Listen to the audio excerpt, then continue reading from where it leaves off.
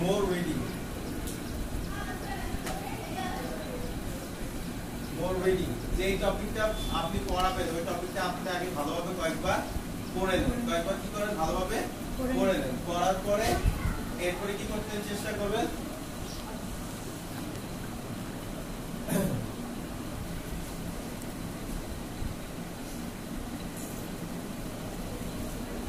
Word meaning কি করবেন?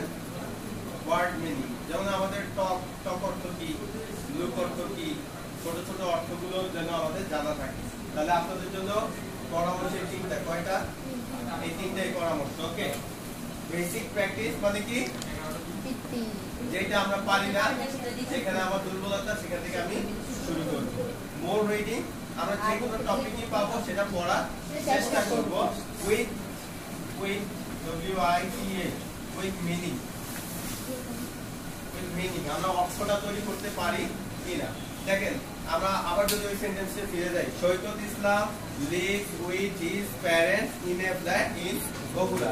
তো এটা ধরেন আমি বুঝি, এই জন্য আমি অর্থটা বলতে পারছি, আপনি বুঝেন অর্থ বলতে পারছেন, কিন্তু আপনার শিক্ষার্থী তো পারছেন না।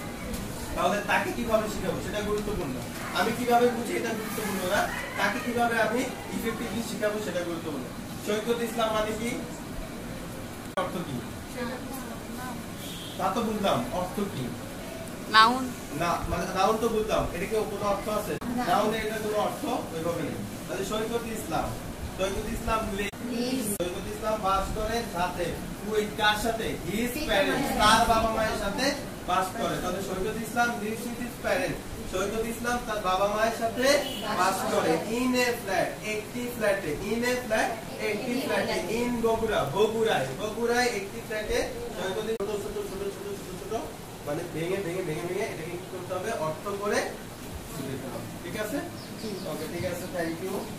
আমরা আমাদের সেশন এখানেই আজকে ক্লোজ করলাম। সবাই ভালো থাকবেন, দোয়া করবেন আপনাদের জন্য, আপনারা ভালো করেন। আর হচ্ছে আপনাদের মধ্যে ফিডব্যাক থাকলে বলতে পারবেন। আজকে এটা হতে পারে আপনাদের কেন্দ্রের কোনো সমস্যা হতে পারে, অথবা আপনার এইখানে আজকে ট্রেনিং সেশনে আছে কারো কোনো ফর্মালিটি শেষ।